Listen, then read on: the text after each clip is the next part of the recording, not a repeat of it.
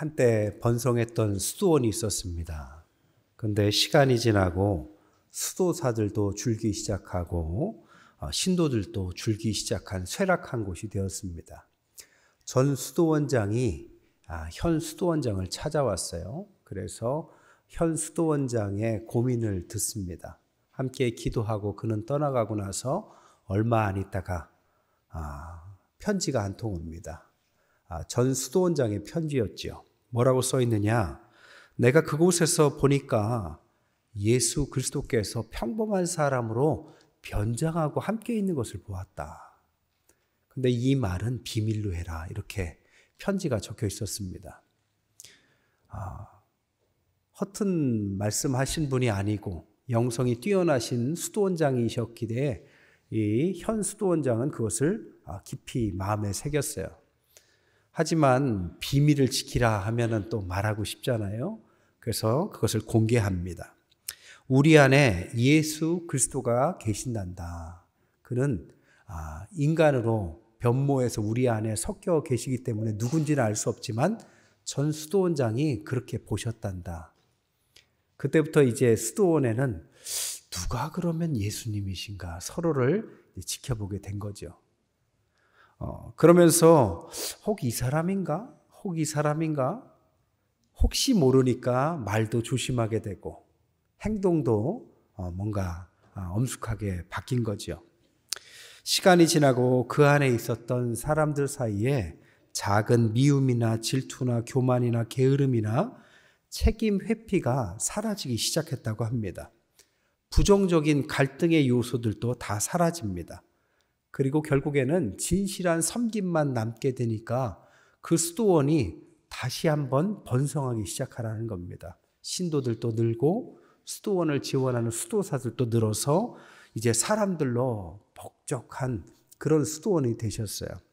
그리고 실제 사람들은 이 안에 예수 그리스도께서 우리와 함께 계신다라는 것을 객관적으로 믿고 그런 모습을 보여줬다라는 이야기입니다. 이 이야기가 우리에게 가르치는 교훈이 뭘까요? 예수 그리스도께서 우리 안에 함께 하신 것을 믿는 사람들에게는 주님께서 그 증거를 보여주신다는 거죠. 오늘날 우리는 살면서 하나님의 능력이 필요합니다. 그것을 영적인 힘이라고 말을 하죠. 우리가 만약 힘이 약하다면 강한 사람에게 끌려다니듯이 강한 세상 속에서 우리가 영적 힘이 모자란다면 세상에 휩쓸려가기 쉬운 것입니다. 그렇기 때문에 우리는 어느 때보다도 주님이 주시는 놀라운 영적 힘이 필요한 시대를 살고 있습니다. 그렇다면 우리에게 어떻게 영적인 힘을 얻을 수가 있을까요? 답은 간단합니다. 세상보다 하나님을 더 가까이 하고 하나님 중심으로 살고 예수 그리스도를 체험하면서 살면 되는 거죠. 오늘 본문이 바로 그런 이야기입니다. 예수님께서 죽음을 앞두시고 그가 이 땅에서 떠나시면 제자들이 이 험난한 세상 속에서 어떻게 버틸까 걱정하시고 아주 중요한 제자 셋을 데리고 저 산에 올라가셔서 변모했던 변화산 사건, 우리가 잘 아는 변화산 사건이 오늘 본문입니다. 제자들 앞에서 영광스럽고 신비한 체험을 겪게 해주셔서 그들에게 주님이 어떤 분이신지를 경험시켜 준 이 변화산 사건. 오늘 주님께서 변화된 모습을 본문에 보니까 그 옷은 그보다 더 희게 할 수 없을 정도로 눈부시고 희고 빛났다. 이렇게 말합니다. 마가복음 9장 3절에 그래서 빨래하는 자가 그렇게 희게 할 수 없을 만큼 매우 희었다. 표백제를 좋은 걸 썼는지 옷이 하얗다 못해 빨래하는 자가 더 이상 희게 할 정도, 하지 못할 정도로 변화된 광채가 빛나는 예수님을 표현한 구절이죠. 우리가 좀 궁금하실 것 같아서 그림 하나를 가져와 봤어요. 라파엘로의 유작입니다. 그리스도의 변모라는 우리가 한 번쯤 봤을 그림입니다. 이것은 바티칸에 있는 그림입니다. 보면 예수님께서 승천하신 모습 같지만 그게 아니라 변화산에서 변모된 모습이고 양쪽에 있는 분은 모세와 엘리야를 말합니다. 그리고 바닥에 납작 엎드린 세 사람이 있어요. 그게 바로 베드로와 야고보와 요한입니다. 그리고 그 중간 밑에 있는 사람들은 세상 사람들을 말하죠. 저 산 위에서 예수님께서 변모됐는데 밑에 있는 어두움과 대조적으로 아주 환한 곳. 작가가 그것을 정말 빛이 나는 예수 그리스도의 변모된 모습을 그린 아주 대단한 걸작이죠. 됐습니다. 이 광경을 본 베드로가 뭐라고 합니까? 우리가 여기에 사는 것이 좋겠습니다.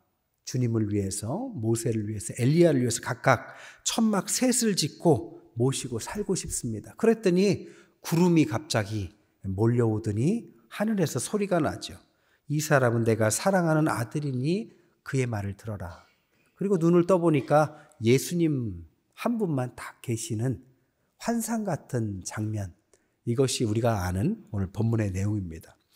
오늘 이 본문을 가지고 저는 우리가 이 시대에 필요한 영적인 힘에 관한 세 가지 교훈, 가르침을 함께 은혜 나눌까 합니다. 첫 번째 뭐냐? 이 변화산 사건의 목적이 무엇이냐?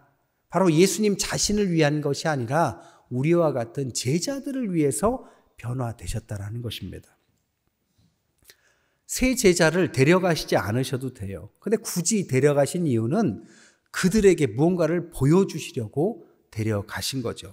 12 제자 중에서 항상 데리고 다닐 만한 가장 중요한 세 제자, 베드로, 야고보, 요한을 데리고 가셨습니다. 데리고 가셨는데 거기에 누가 계셨습니까? 구약의 가장 위대한 인물 2명, 모세와 엘리야가 나타나죠. 여러분, 왜 모세와 엘리야일까요? 첫 번째, 모세는 바로 예수님의 변모처럼 하나님의 시내산에서 하나님을 만난 경험이 있습니다. 그런데 모세가 그 하나님을 만나러 갈 때 혼자 간 게 아니에요. 성경에 보면 3명의 동역자를 데려갑니다. 아론과 나답과 아비후. 오늘 세 제자를 데려간 것과 똑같이 3명의 동역자이자 제자를 데려갑니다. 왜요? 하나님을 만나는 것에 대한 증인을 삼기 위해서입니다. 하나님을 만나고 와서 이렇게 말만 한 것이 아니라 증인을 삼았습니다. 그 당시에 유대인들은 법적으로 증인이 되기 위해서는 최소한 3명이 필요했다고 합니다. 그래서 3명을 데리고 가서 하나님의 임재와 하나님 주신 말씀을 드러내서 증거를 삼은 것처럼 오늘 예수님께서 변화되셔서 앞으로 그분께서 죽으시고 부활하실 것에 대한 변모된 모습을 보여주신 증인으로 3명의 제자들을 데리고 갔다라는 거죠. 왜요? 제자들이 증인되라고요. 사도행전 1장 8절에 승천하시는 주님께서 뭐라고 하십니까? 성령이 임하시면 너희가 땅끝까지 뭐가 되라? 증인이 되라. 결국에는 이 변모 사건의 목적은 증인 삼으시기 위한 예수님의 배려라는 것입니다. 우리에게 주님의 증거를 보여주신 이유는 증인 삼기 위해서 그 변화된 모습을 굳이 보여주셨다는 거죠. 그럼 또 왜 엘리야입니까? 엘리야는 승천을 했죠. 근데 엘리야에게는 제자 하나가 있습니다. 그게 바로 엘리사죠. 엘리사가 끝까지 쫓아가면서 엘리야의 승천의 모습을 옆에서 지켜보게 하죠. 하나님의 능력을 옆에서 지켜보게 합니다. 왜요? 앞으로 엘리야가 했던 것보다 더 많은 일을 할 수 있게 하기 위해서. 그래서 엘리사가 그에게 뭘 구합니까? 갑절의 영감을 주십시오. 스승님보다 제가 더 큰 은혜가 필요합니다. 왜? 이 땅은 더 혼탁하고 더 많은 일을 하기 위해서는 주님의 능력이 어느 때보다도 더 필요하기 때문입니다. 그래서 갑절의 영감을 필요로 했고 그것을 경험시켜 준 것이죠. 우리가 사는 세상을 고린도후서 4장 3절부터 6절에 보면 이 세상에는 세상을 혼미케 하는 신이 있다라고 성경은 쓰여져 있습니다. 우리가 사는 것이 만만치 않습니다. 다시 한번 그림 한번 볼까요? 라파엘로의 그림에도 저 산 위에 변화산만 그린 것이 아니라 반대로 세상을 그려놨어요. 근데 누가 봐도 반 딱 잘라서 위는 환하고 밑은 까맣습니다. 위는 빛이 있고 밑에는 그림자가 어두움이 있는 거죠. 됐습니다. 세상은 어둡다라는 것을 표현하는 것이죠. 여러분, 이 혼미한 세상 가운데 우리는 주님의 빛이 아니면 살아갈 능력이 부족합니다. 그래서 빛나는 주님의 빛을 비춰 주시겠다라는 거죠. 에베레스트 이야기라는 책에는 존 크라카우어의 간증이 쓰여져 있어요. 존 크라카우어라는 사람이 에베레스트 산을 여러 명과 등반을 합니다. 산 정상을 얼마 남겨놓지 않고 호흡곤란이 오고 몸에 문제가 와요. 그래서 더 이상 산까지 못 가겠다라고 하산을 결정합니다. 다 같이 내려오는데 산에 폭풍우가 몰아치기 시작해요. 눈보라와 번개와, 그리고 나서 날씨가 갑자기 어두워지면서 방향을 잃습니다. 눈보라는 그치지 않고 어두워서 한치 앞이 보이지 않아요. 그래서 그들이 어쩔 수 없이 더 내려가지 못하겠다 하고 텐트를 칩니다. 너무 어두워서 그냥 이 자리에 머물자, 그렇게 결정을 한 거죠. 그리고 나서 아침에 이제 해가 뜨고 날씨가 잠잠해졌을 때 이 주인공이 밖으로 나와보고 깜짝 놀랍니다. 왜? 텐트 친 자리 바로 앞에가 천길 낭떠러지였다고 합니다. 그러니까 그냥 만용을 부리고 앞으로 갔으면 다 같이 큰 사고가 날 뻔한 거죠. 그리고 나서 그가 책에 뭐라고 썼느냐? 빛이 비춰야 자신이 얼마나 위험한 자리에 서 있는지 알게 된다. 이렇게 말했습니다. 우리도 마찬가지죠. 여러분, 주님의 빛이 없이 우리가 어찌 세상을 살아갈 수 있을까요? 지금 우리가 세상을 마음껏 살아갈 수 있다라고 생각한다면 여러분, 주님의 빛은 필수 불가결한 것입니다. 주님의 빛이 없이 그냥 용기만 가지고 세상에 살아가면 우리 앞에는 천길 낭떠러지 같은 혼미한 신이 우리의 앞을 여러 위험 요소들로 놓아 있는 거죠. 그래서 우리에게는 주님의 빛이 필요하고 이 변모된 주님의 놀라운 빛을 우리에게 보여주신 것입니다. 두 번째, 왜 변화산 경험을 주셨느냐? 우리는 주님을 가까이 모셔야 된다는 사실을 가르쳐 주시기 때문입니다.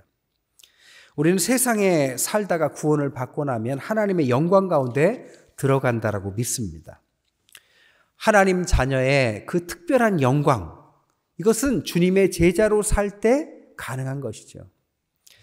그래서 우리도 앞으로 살아갈 때도 주님을 우리의 주인 삼고 하나님의 제자로서의 삶이라는 전제에서만 이 하나님의 영광과 특별함이 유효한 약속이 되는 거죠. 어떤 나귀가 있었는데요. 교만한 나귀예요. 왕을 태우고 마을을 이 마을 저 마을 다니다 보니까 사람들이 왕을 보고 환호를 하는데 착각을 하기 시작해요. 자기를 보고 환호를 하고 있다고. 그렇게 해서 자기 자신이 대단한 존재인 것처럼 착각하기 시작했어요. 하다 보니까 등에 태운 왕이 너무 거추장스러운 거예요. 무겁기만 하고. 그래서 내동강이 쳤습니다. 어떻게 됐을까요? 이 나귀는 참수형을 당합니다. 우스운 이야기지만 사실 우리에게 시사하는 점이 있죠. 살다 보니까 하나님의 은혜로 무언가 잘 풀렸고 환호도 받습니다. 근데 주님의 빛에, 주님의 은혜의 영광의 빛인데 우리는 우리를 향한 환호라고 착각하기 시작하고 우리의 주인 되신 주님을 내동경이 치고 나 혼자 충분히 살 수 있다고 착각하는 순간 이 교만한 나귀와 다를 바가 없습니다. 그럼 우리는 어떻게 해야 될까요? 주님을 꼭 붙들고 살아야 되는 것입니다. 주님을 꼭 붙들고 주님 바지가랑이라도 꼭 붙들고 살아가야만 되는 것이죠. 성경에 그런 예가 있죠. 엘리야와 엘리사의 이야기입니다. 엘리야가 이제 주님께 나아가기 위해서 승천을 앞두고 있습니다. 마지막으로 가는데 엘리사가 끝끝내 쫓아가기 시작합니다. 열왕기하 2장에 보면 그런 내용이 나오죠. 엘리야가 베델로 갔을 때 엘리사에게 너는 여기 머물러 있어라 이렇게 말하니까 저는 당신을 절대로 떠나지 않겠습니다. 그래서 같이 갑니다. 또 여리고로 들어가요. 똑같이 말합니다. 여기 너는 이제 머물러 있어. 아니요, 저는 절대로 스승님을 떠나지 않겠습니다. 그리고 나서 요단에 가요. 이젠 여기 이제 머물러 있어. 아니요, 저는 당신을 떠나지 않겠습니다. 3번이나 머물란 이야기에 엘리사는 3번이나 거부하고 끝끝내 엘리야를 붙들고 늘어지죠. 그 과정 가운데 다른 50명의 제자들은 머물러 있으라니까 정말 머물러 있습니다. 엘리사만 유독 끝까지 쫓아가요.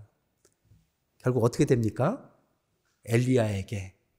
엘리야가 무엇을 원하냐? 갑절의 영감을 원한다. 그는 다른 제자들이 받지 못한 갑절의 영감을 받습니다. 여러분, 신앙은 주님 붙들고 가는 겁니다. 뭐 고상한 신앙, 신사적인 신앙 다 좋지만 저는 원초적인 신앙은 주님 붙들고 가는 것이 저는 신앙이라고 생각합니다. 옛날에 어떤 선배 목사님이 저에게 그런 충고를 해주셨어요. 자신의 과거를 얘기하시면서 자기가 모셨던 목사님이 굉장히 무서웠던 목사님이셨대요. 너무 목사님이 무섭고 뭐 말만 하면 하도 불호령이 내려가지고 아무도 가까이 못하는 거예요. 혼날까 봐. 근데 유독 이 목사님만 그 옆에서 편안하게 같이 계시고 그 목사님도 다른 분하고는 다르게 그 목사님에게만 편안하게 그렇게 대화를 했다라는 겁니다.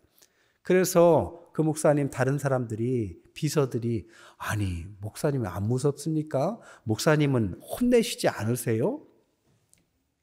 그 선배 목사님 이렇게 말씀하셨어요. 나도 그 목사님 곁에 가면 때때로 불호령을 여러 번 받았다. 그런데 나는 다른 사람과 다른 비결이 하나 있다면 그 2번째 만날 때는 그런 일이 전혀 없었던 것처럼 다른 사람은 겁나서 또 혼날까 봐 전전긍긍하면서 나아갈 때 나는 아무 일이 없었던 것처럼 또 다가가고 혼나도 또 다가가고 하도 그렇게 하니까 이 목사님 얘는 좀 원래 그런가 보다 하고 자기를 편안하게 생각했고 그러고 나니까 자기를 곁에 두고 그 목사님이 가르치신 많은 가르침을 얻었다라는 것입니다. 그러면서 저한테 말씀하셨어요.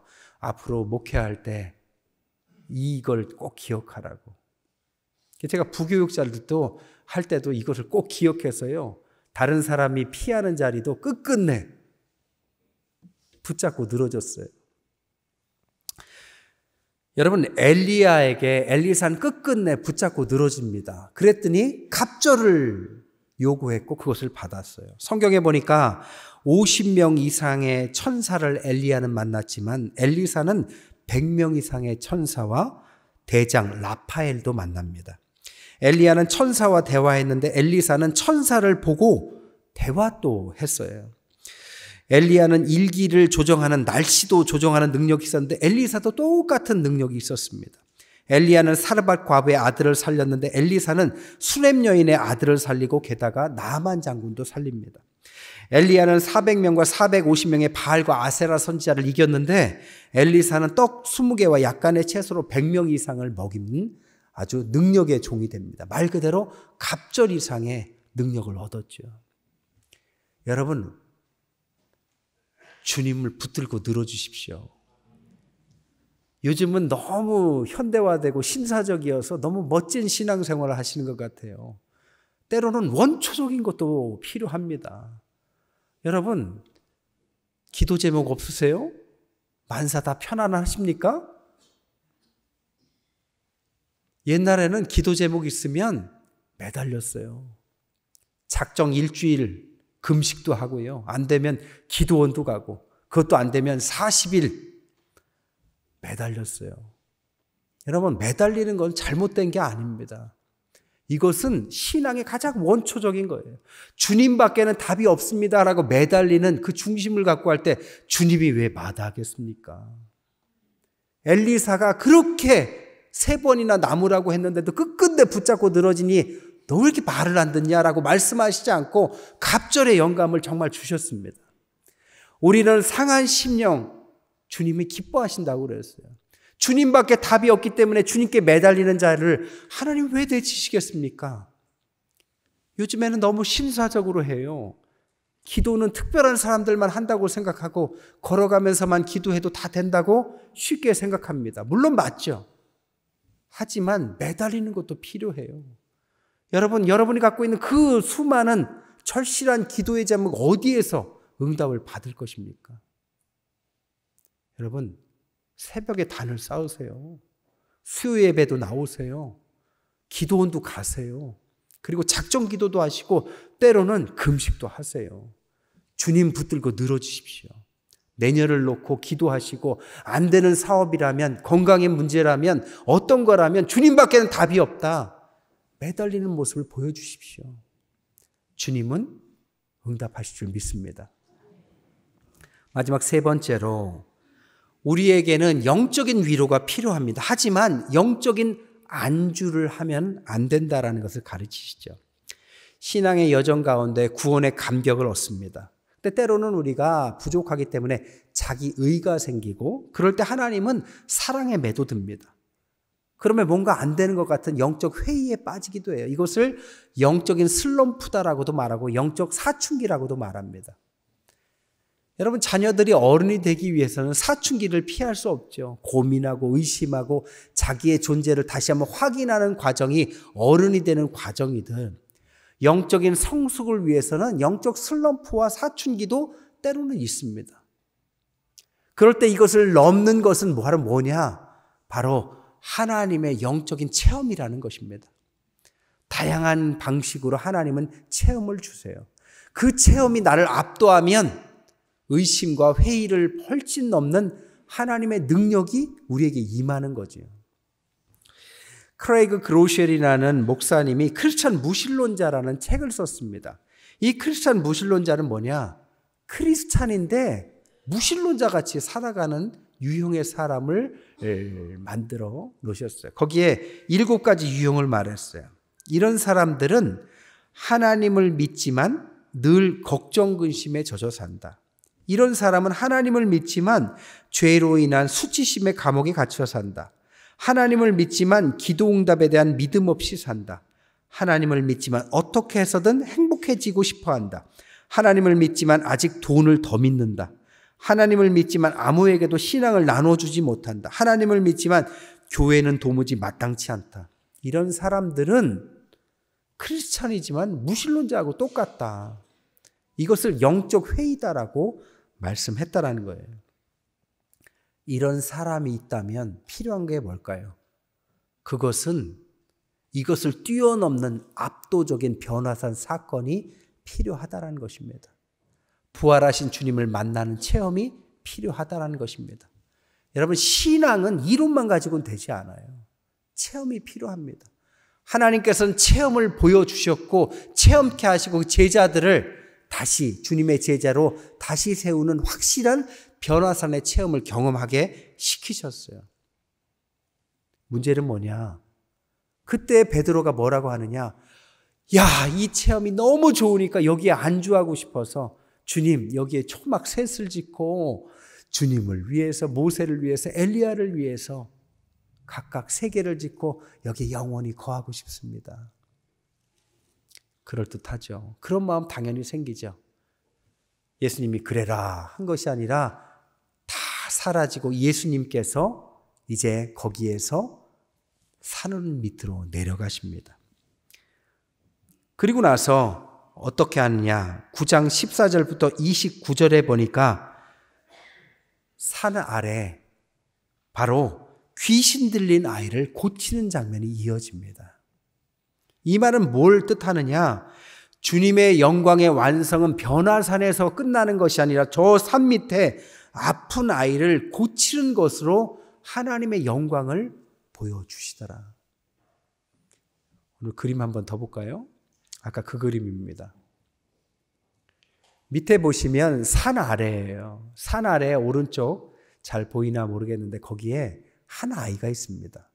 봐도 좀 정상 같지 않은, 성경에는 귀신 들려서 아픈 아이라고 나오죠. 그 아이가 기다리고 있습니다. 됐습니다. 여러분, 우리는 주님을 만나서 영광스러운 삶을 사는 것이 필요합니다. 하지만 그렇다고 해서 저 산 위에서 영광만을 구하는 것을 신앙이라고 주님은 가르치지 않았다라는 거예요.